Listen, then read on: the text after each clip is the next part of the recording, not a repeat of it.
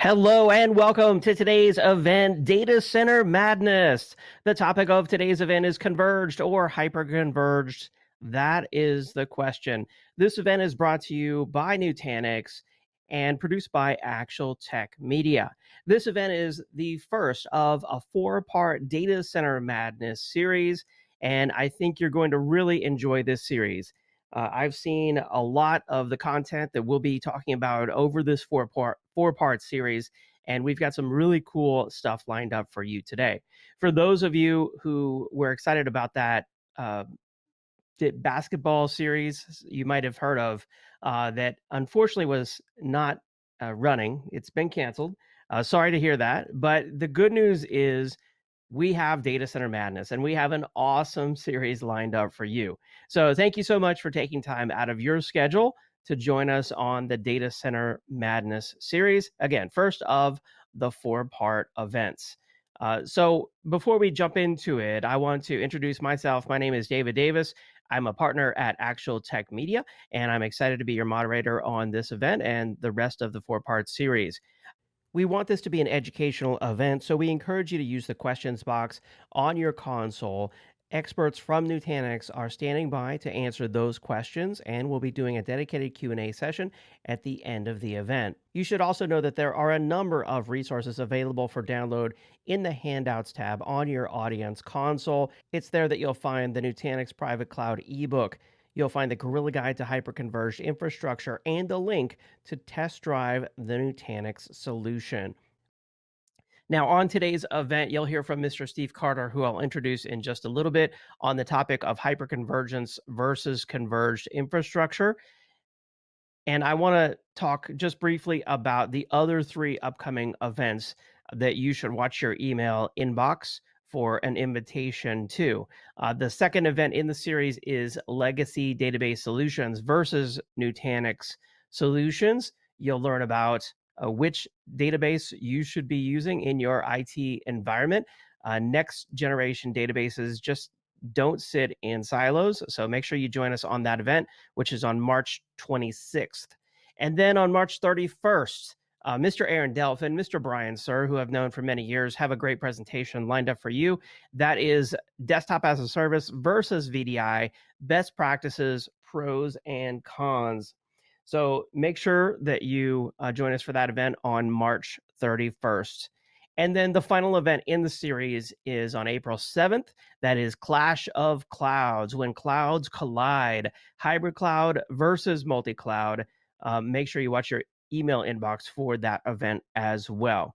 Now, on each one of these events, I said I would talk about prizes, but you should know that we will be giving out 5 PlayStation 4 Pros with NBA 2K20. These are awesome units. These are just like the professionals use. The PlayStation 4 Pro. We'll be giving out 5. So if you do the math there, we've got 4 events. We've got 5 PlayStations. We'll be giving out 1 on each of the first 3 events and then 2 on the final event in the series.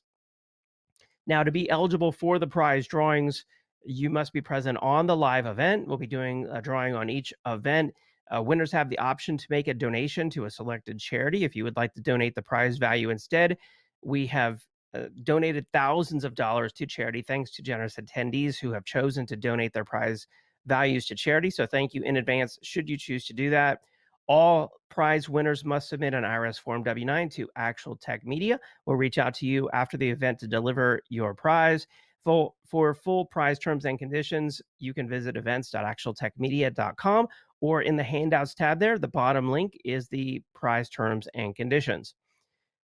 One more thing, if you're watching this event on demand, I'm sorry the drawing has already occurred because we give away these prizes live. And with that, it's time to kick off today's event with our first presenter. That is Mr. Steve Carter. He is a senior product marketing manager at Nutanix. Steve, take it away. All right. Thank you, David. Appreciate the introduction. So I'm here to talk about hyperconverged infrastructure versus converged infrastructure. Nutanix is a leader in hyperconvergence, and so the focus will be how Nutanix with AOS brings hyperconvergence to the enterprise and simplifies your IT infrastructure. So let's go ahead and get started. So first off, I want to talk about the promise of converged infrastructure, right? So why was converged infrastructure created in the first place?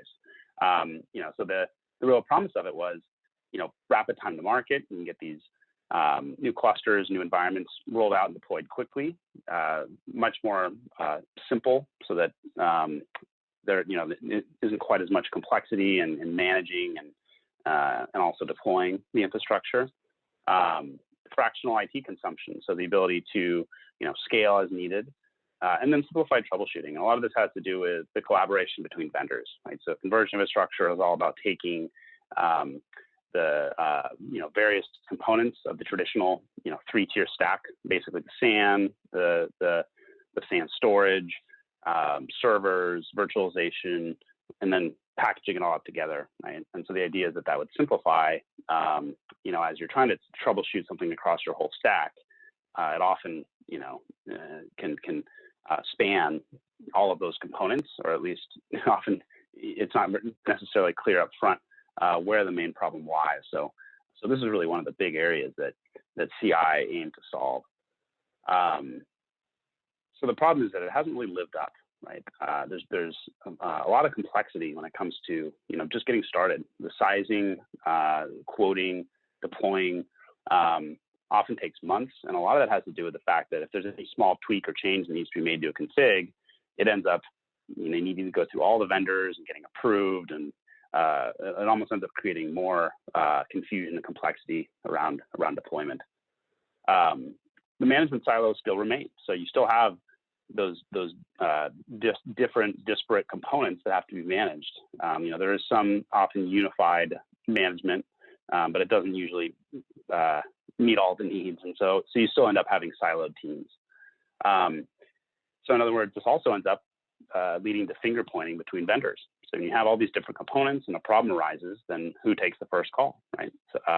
So in certain cases, there's a vendor, or rather, a reseller, a partner, an integrator that you'd place the first call to, but often they need to then engage the various vendors, and then tend to go back to the old pointing the finger at each other, right, rather than working together smoothly to solve the problem. And then the last big issue is scaling, right? So when you need to add more capacity, it often involves another whole deployment of another big chunk of converged infrastructure, right? Which often literally involves wheeling a rack into a data center.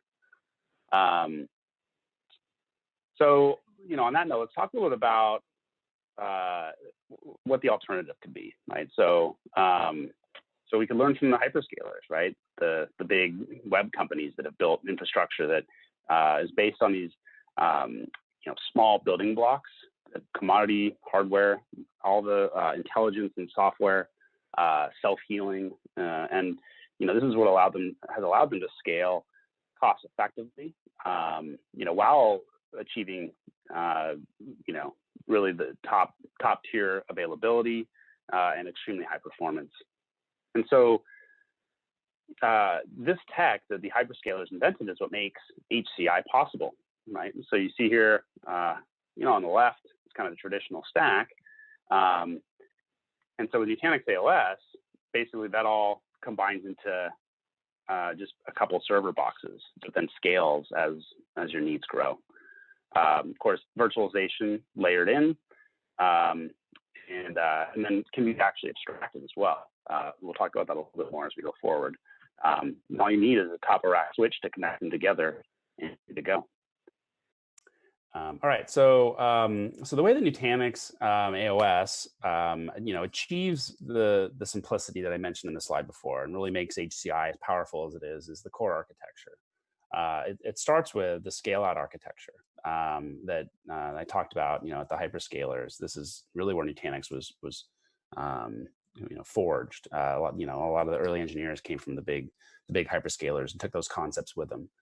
And so the idea is that AOS scales linearly. It's able to self-heal from failure, and then as the cluster grows, rebuilds actually get faster, and that's really a key component, is being able to scale reliably and seamlessly. And it's enabled by fine-grained metadata, which basically means how the system tracks where the data is actually placed. And that has to do with where it's replicated, how it's being checksummed and protected.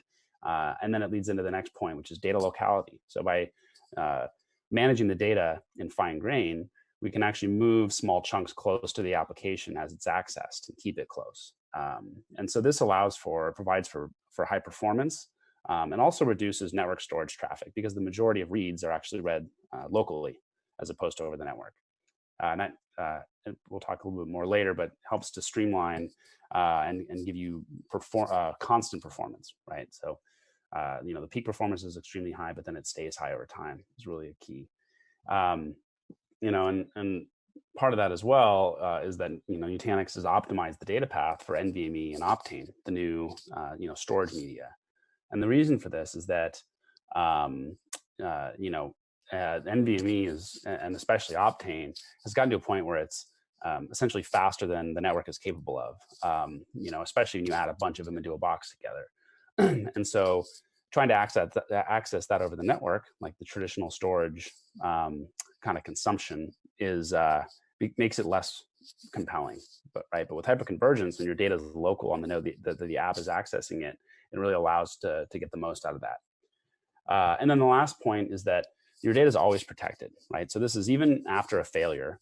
Of course, if a node goes down or a drive goes down, a copy of data will be lost and has to be rebuilt, which happens automatically. But even during that time, every write that is coming into the system is replicated. And that's not necessarily true with all HCI vendors. So it's a really important point to keep in mind. So let's talk a little bit about what AOS is. So it's the Nutanix Acropolis operating system. And it's really made up of a few different components that is flexible and pluggable with your vendors of choice. So, it starts out with the hardware. Nutanix AOS supports all the large server vendors you can see here on the bottom: Dell, Cisco, HP, Lenovo, IBM, and more. So you don't have to be forced into a specific hardware vendor to achieve the promises of HCI. Then the distributed storage fabric kind of sits right here at the foundation of the system, and this is what I mentioned before. It was really brought by engineers who built some of the big hyperscaler systems that protects the data, makes your IO extremely high performance, and then makes scaling seamless. Now, on top of that, it's all abstracted by a virtualization layer, right? So the standard, ESXi and Hyper-V are fully supported, and a lot of Nutanix customers, run these and have AOS integrated into their existing environment.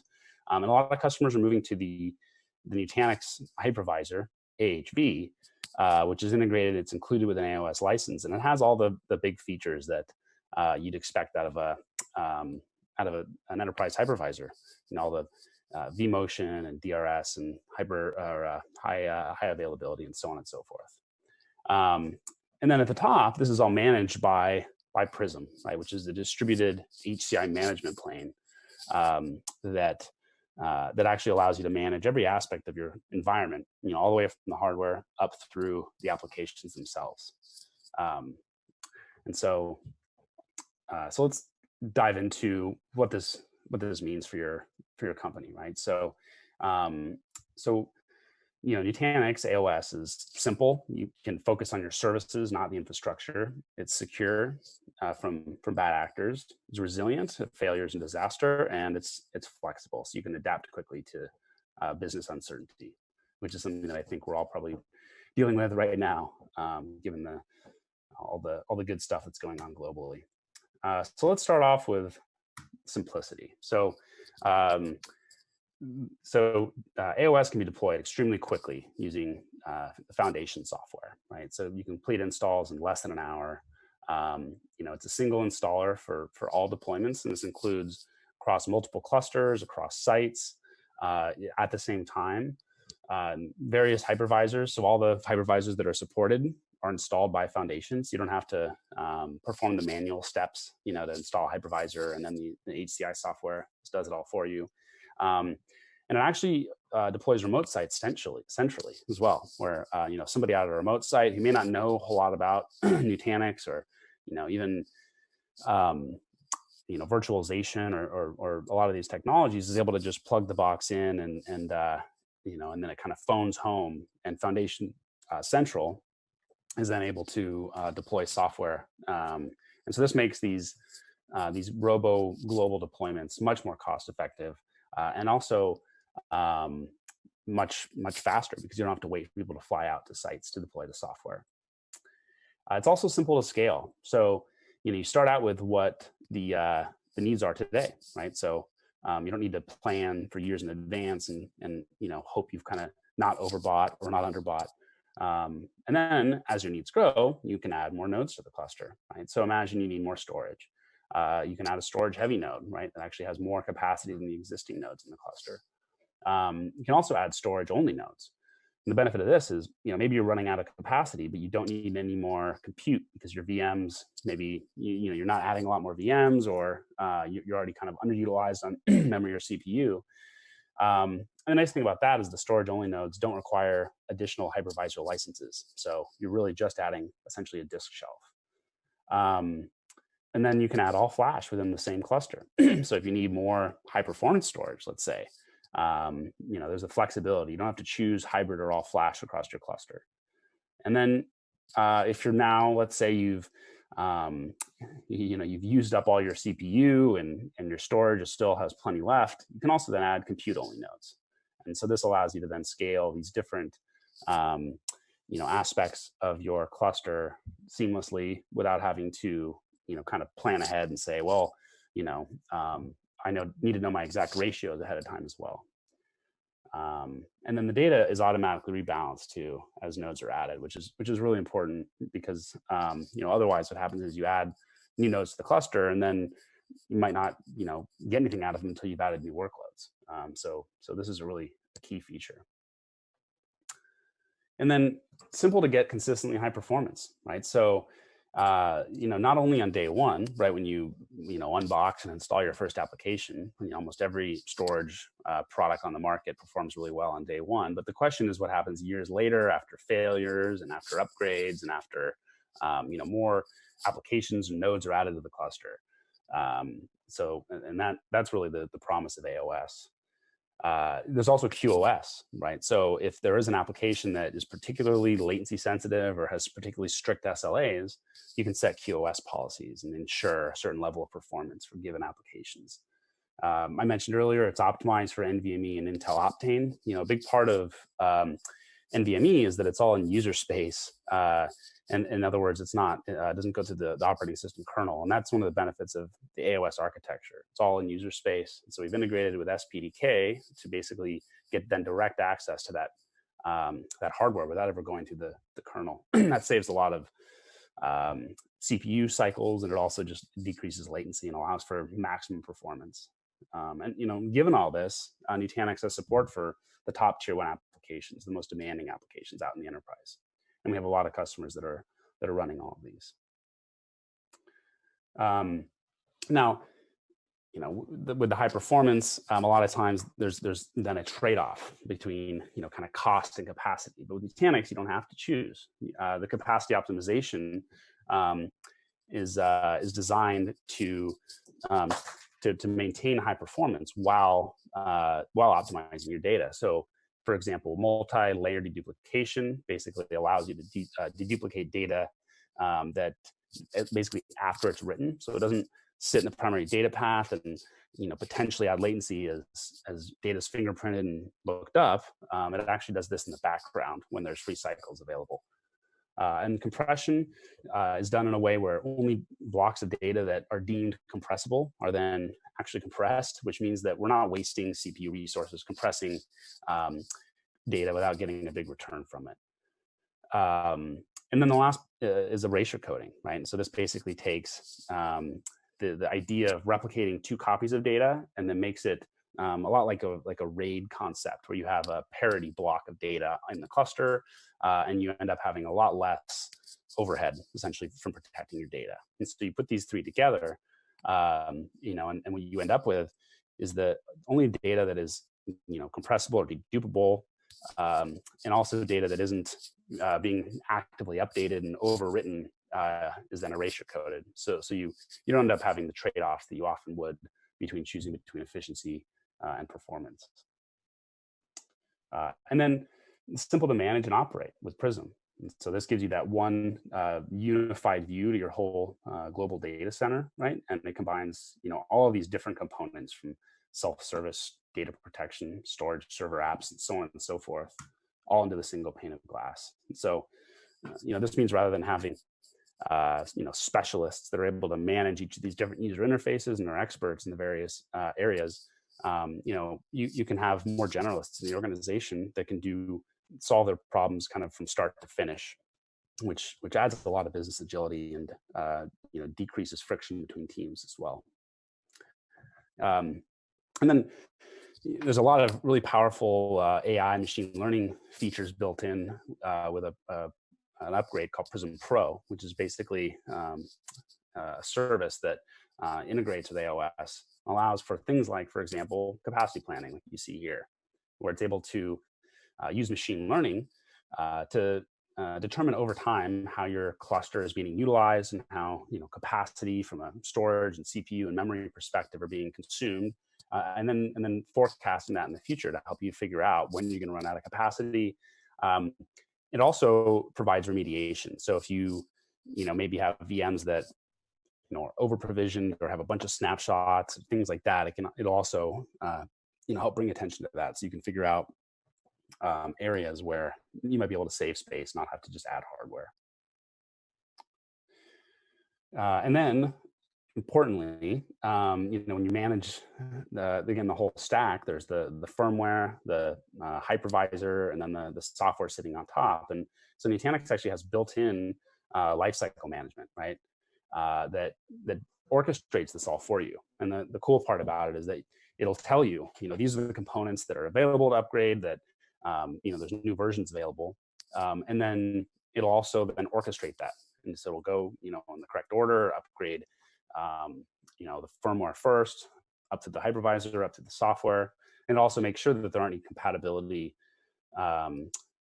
problems between these different components, right? So it does the automated dependency mapping, and this is supported across all of the hardware vendors that Nutanix supports. All right, so the next part, of HCI and AOS specifically is that it's really secure, and a lot of this has to do with the fact that when you have a bunch of different components that all need to be patched and managed independently of each other in a system, that leaves a much wider surface area for hackers and bad actors to get in. And so even just from an architectural perspective, hyperconvergence makes it easier to lock down an environment and keep it secure. And then AOS has a bunch of features that add to that, right? So the first is security against data theft. And this is one of the most common forms of security that IT focuses on, and that is what happens if someone steals a drive or steals a server. So we have native self or data at rest encryption. You can choose between self-encrypting drives or software-based encryption. There's also key management. So and then again, you can choose between third-party key managers, or there's actually a built-in key manager with AOS as well. It's FIPS 142 validated, and you can see we've standardized, all the major standards and certifications from a security perspective, and then release frequently from a security patch perspective. So you're not waiting on, if there's a vulnerability discovered in the Linux kernel or something, it gets rolled out extremely quickly. It's also secure against insider threats. So over time, you can see that companies have been more and more, I think, victims of insiders causing problems, whether on purpose or not. And so the first way that AOS helps to remediate that is with role-based access. So this makes it easier to lock down certain portions. So only someone who's a true admin should have access to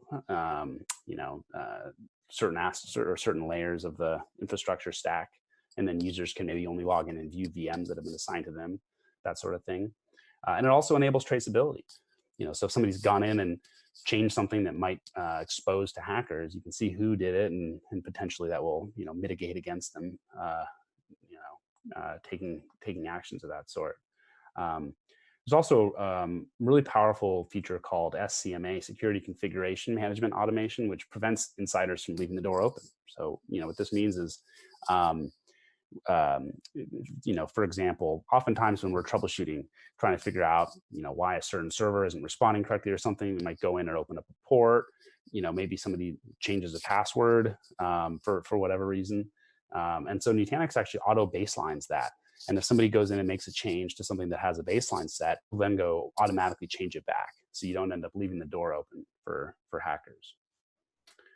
Another area that organizations are more and more concerned with is ransomware.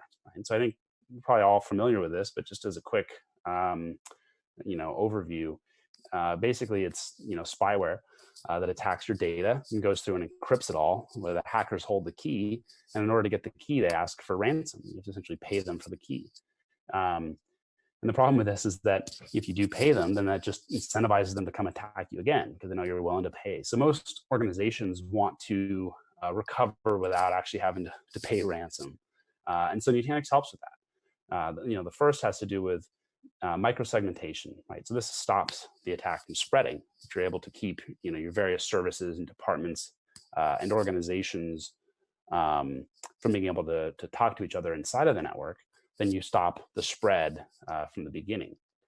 Also, built-in anomaly detection, which is built into Prism Pro, will detect if, all of a sudden there's a bunch more sequential storage traffic than has happened, than has been happening within the organization.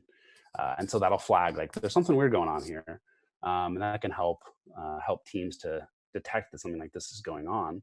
And then using Nutanix-based AOS snapshots, you can recover to a safe point, right? And so, this means going back to a point before the original attack. And so, it's not as simple as this. There are other, security vendors that can help with this sort of thing, but having a platform that's capable of these functionality, is also, extremely important when it comes to resolving the issue quickly and getting back to business. So the next huge area to focus on is resiliency, right? So AOS is particularly resilient to failures and disaster. So let's go through an example really quick. You can see, in this scenario, we've got a cluster with 5 nodes. We just have one VM for simplicity's sake. It's got 3 blocks of data that it has written, A, B, and C. You can see that those blocks are actually spread out across other nodes in the cluster. If you had more than this, if there was a D, it would probably be on that 5th node. And then as you add more and more, you'll see that the replicas are evenly distributed. And that's really critical, because that means that when they're rebuilt, all of the nodes are actually participating in the rebuild, which prevents hotspots. So let's look at what that means, right? So node 1 goes down. The data then becomes unavailable, of course, and the VM is brought back up on another node in the cluster using HA.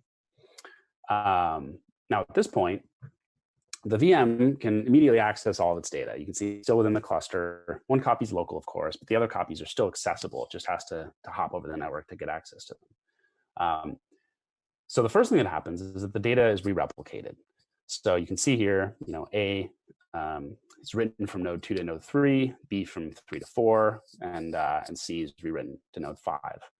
And as the VM is now accessing these blocks over the network, they're also then pulled locally. Now, it's important to note, it doesn't do a bulk move of all of the VM's data when it comes back up, but as certain blocks are accessed, those blocks are relocalized. And this prevents having to go across the network a bunch of times for the same data. Think of it a lot like, buffering when you're watching a video. The first time, you watch a particular frame, it has to be downloaded, but then it doesn't need to keep downloading it over and over again. So now what happens if you have another node failure, right? This node 2's gone down now. Now this is the beauty of the self-healing architecture, is that it just happens again. The VM moves to node 3, the data is then rebuilt, and relocalized, and now you're back to a fully protected state. And as I mentioned earlier, as you have more nodes in the cluster, you can imagine, in a real world cluster, there'd be a bunch of VMs in here reading and writing data, is that the performance actually increases as the cluster grows because you have more nodes participating. There's also protection from silent corruption, right? So, anybody who used the internet in the 90s is probably familiar with the picture on the left. It looks like when something you're downloading or you've saved, one of your pictures a family picture that you maybe have on a hard drive from years back, can essentially be victim to silent data corruption. Now, a lot of this is caused by a bit flip, some sort of, even solar radiation actually can cause bits to flip and essentially lose data. And so this is something that needs to be protected from at the infrastructure level.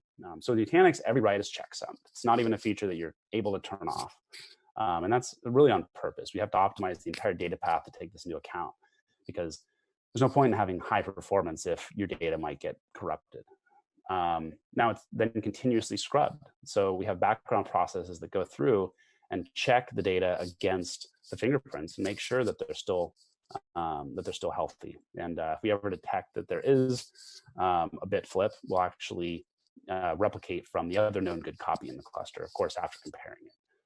And then this happens on reads as well. When data is read, it's compared against the checksum, and if it needs to be healed from the second copy, that happens automatically. So this is something that happens kind of silently behind the scenes and is kind of taken for granted by Nutanix AOS users, but it's a really important feature to protect your data. And then, when it comes to the business continuity as a whole, what happens if you lose the data center, right? Or you lose, a cluster for whatever reason. So it's important to protect your data across sites as well.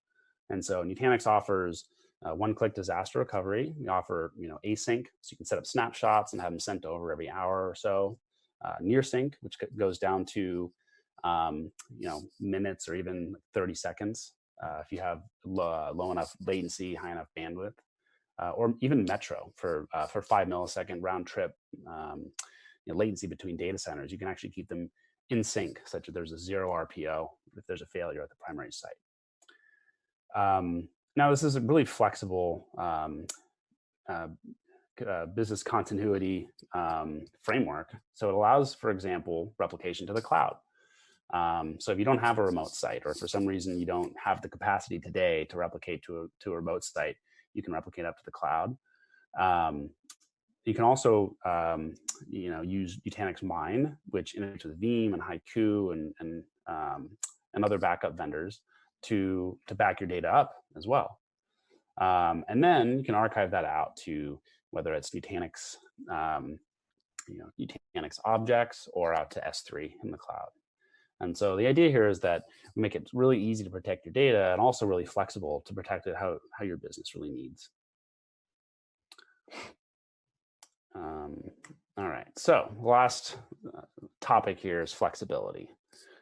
So the key here is to being able to adapt quickly to changing, business, changes in, let's say, the financial landscape, or just, changes in plan from the business. This happens all the time.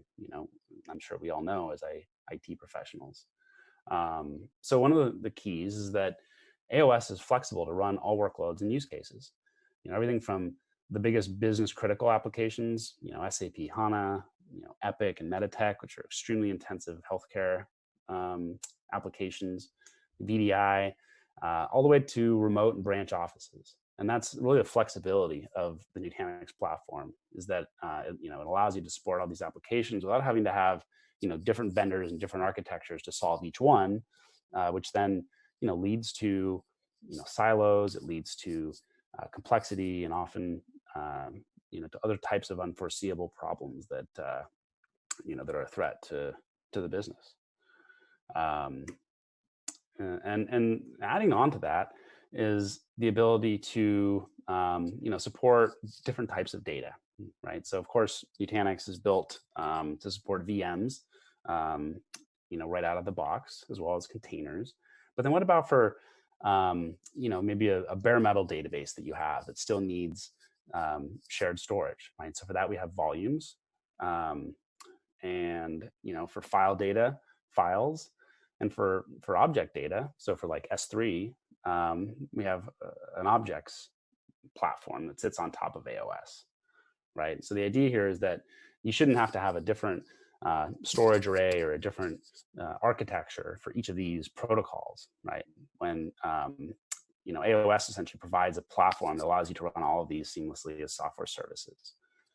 And then built in is a really extensive analytics and insights management layer that makes it really easy to see what's going on within your files and your objects and volumes. So you get great insight into how your users are using the data. I mentioned this briefly. The Turnkey enterprise RoBo, right? Or remote office, branch office. And so this makes it really easy to deploy, as I mentioned earlier, from Foundation Central globally, and then to manage these remotely as well. So from Prism, you can view all your clusters across the environment and not have to log in via VPN or via a specific user interface to get to each of the sites to make sure that, let's say, alerts are set up properly, or that you didn't miss a hard drive failure, or and on that note, that's the other benefit of having self-healing architecture, is if a remote site loses a hard drive or loses a node, it's not going to bring down the environment. Your users will still have access to their data, and services will continue to run. So this creates a really nice remote office solution. And I want to talk a little bit about using AOS to support your vSphere environment. So in fact, the first hypervisor that Nutanix supported back in 2011 when AOS was launched was VMware. And the majority of customers actually still run VMware in their environment. And this was what, when you look at converged infrastructure, was really VMware was kind of the heart of it, right? It was, how do I support a virtual environment using similar infrastructure that I have been, but without having to deal with all the complexity of designing and building and managing it. And so Nutanix is really what then brings, that promise home and makes it possible to support your whole VMware stack without having to deal with all the complexity that you had to deal with, with traditional IT infrastructure. It makes it really easy to migrate your workloads onto Nutanix. You plug right in with vCenter, and then just do a simple storage vMotion, and so you can move them right over. And, you continue to manage your environment through vCenter. So Prism is of course there for hardware management, alerting, and deep analytics and things of that nature. But to do the standard VM management, you don't need to learn a new interface. And then we have deep integration, right? VAI, SRM, NSX, various other tools. And then Prism actually also orchestrates one-click ESXi upgrades to make it really easy to get the new features as VMware is releasing them, and to stay compliant, again, without having to add more tools into your environment. And so Nutanix is really the best platform to simplify your vSphere environment. So to summarize, by adopting AOS, your infrastructure will be, simpler, more secure, more resilient, and more flexible, right? Without having to compromise between these various important factors. I also want to just, touch on what this really means for the business, right? So, IDC has done a study by talking to a bunch of Nutanix customers and trying to understand what they are seeing as a result of incorporating Nutanix in their environment. You can see here, 62% lower 5-year TCO on average, 85% less unplanned downtime, huge ROI, 477% over 5 years, only 9 months to pay back the investment, and then almost $1 million additional revenue per year on average across these organizations. So, so some of these concepts, not only kind of seem cool and we're going to simplify our environment, but they're going to have a meaningful impact on your business as well. And then it's also important to note that when you're starting a relationship with a new vendor, is the trust that comes along with that, right? It's essentially a partnership between the vendor and the user. And so, Nutanix is really customer obsessed, right? You can see Gartner has been quoted as saying, the name Nutanix carries an image of functionality and quality. We've got over 14,000 customers, 97% customer satisfaction. We've had a net promoter score of over 90 for more than 5 years. And that's really critical because that's really a testament to our support organization, our ability to fix bugs quickly, to respond to customers, keep their businesses operating. And that's why customers continue to keep buying more Nutanix. So with that, I would like to invite you to take a test drive, right? So don't take my word for it. Log on to nutanix.com/test drive and give it a try, right? So this will allow you to actually log in, get access to a cluster. It's actually hosted up in the cloud. Again, to the sort of flexibility and simplicity of the AOS stack that's possible. Give you a shot to try it out and see how it works. So that's it. I think we're going to open up for questions. Absolutely, yeah. Great presentation, Steve. Really enjoyed learning about what Nutanix can do to help companies out there of all sizes. And so let's see, as we move into Q&A, a first question I see here is they're asking, since Nutanix has their own hypervisor, if we move to Nutanix HCI, will we have to move away from VMware as our hypervisor? Yeah, that's a great question. I think that's a concern that I've heard because a lot of customers are really love their VMware stack, right? They're really comfortable with it. They have a lot of automation and tooling written around it, and I want to make sure it's clear that that we fully support VMware as a hypervisor. Again, majority of Nutanix customers are standardized on VMware, and we continue to support the latest and greatest ESXi versions as they're released today. So Nutanix AHV, does come along with the product, and we find customers, looking at it for various workloads, and often organizations do make full moves to it. But that's not something that we are pushing on our customers at all. Okay, very good to know. Another question here, they said the industry is saying that public cloud is the way of the future. Should we invest in upgrading our on-prem architecture or be considering a move to the public cloud? Yeah, and that's a great question. I mean, I think it's concerned with an IT where it's like, if all this stuff's going to move to the cloud anyways, why would I? And if like all the board and CIOs and whatnot are focused on is sort of a cloud strategy, then what's the point of spending a bunch of time focusing on upgrading the traditional stack? And I think it's important to keep in mind that there's always sort of a hot topic that everyone's looking at and moving toward, but that doesn't mean that it's the panacea, that it solves all the problems. And people who have had experiences with the cloud, I think overall, obviously it solves. It's a really powerful tool, but it's just that, it's a tool. It can be more expensive, for example, for long-term deployments, and you lose a degree of control as an organization. So what a lot of organizations are doing is adopting the hybrid approach. Things that really make sense to go in the cloud, you need bursting capabilities. You have an unexpected, surge in demand, put that in the cloud. But for things that, are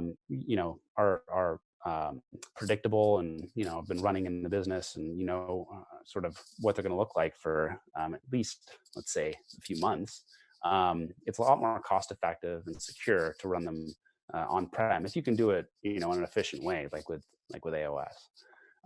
So I think, and the other part of it is that, a lot of organizations, they move a bunch of stuff to the cloud and they realize that it's not all it's cracked up to be. Start to then either move things back on-prem or just maybe stop accelerating moves to the cloud. And so having an answer for how to make a cloud-like infrastructure on-prem is something that can really help bolster IT organizations within the greater organization that they work in. Okay, very nice. Great answer. Another question here they're asking is about there are other name brand vendors offering HCI. Why Nutanix? You might have heard that one before. What's your take on that? Yeah, absolutely. So I mean, that's a longer probably topic to to kind of dive into.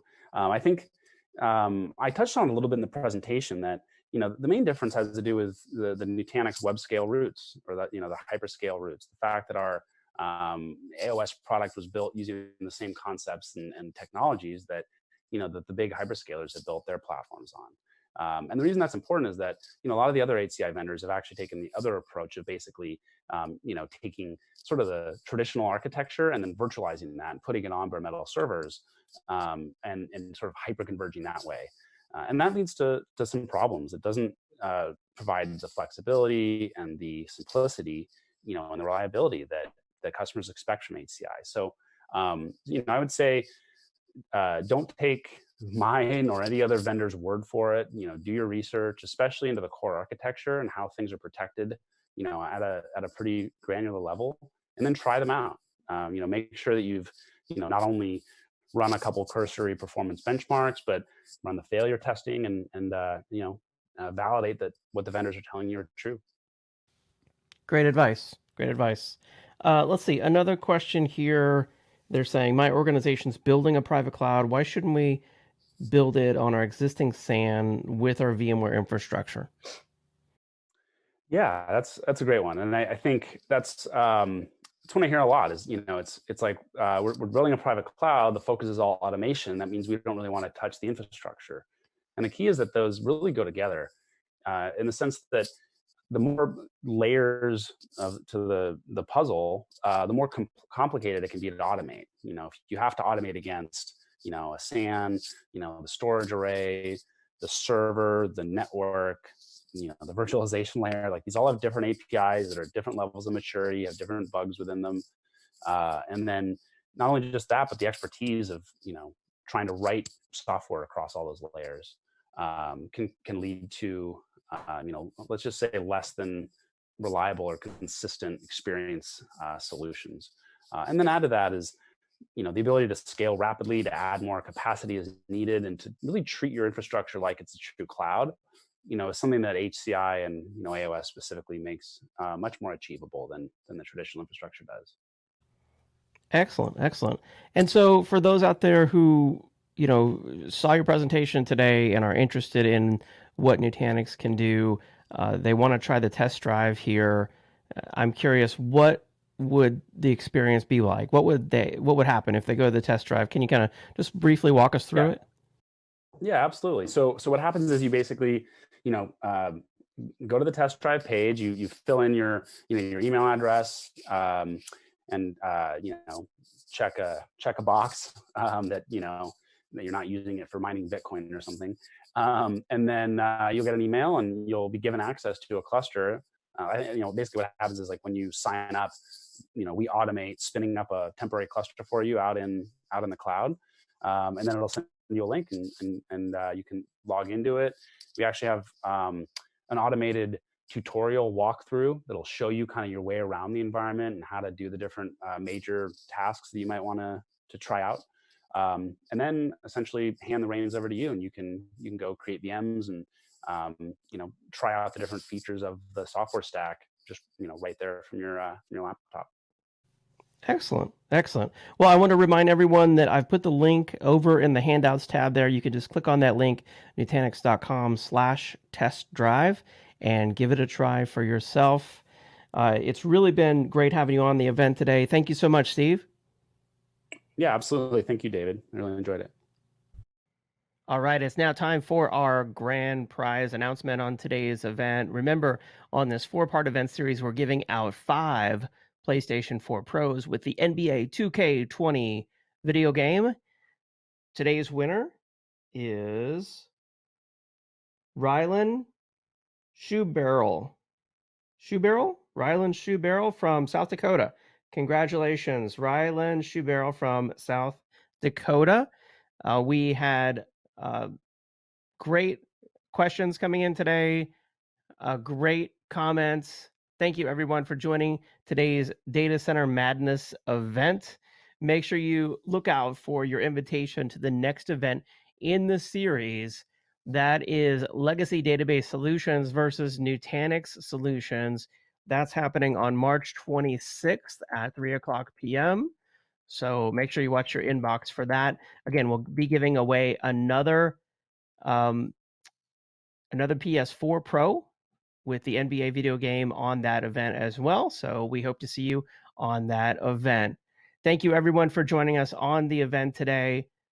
Have a great day. Take care. Bye-bye.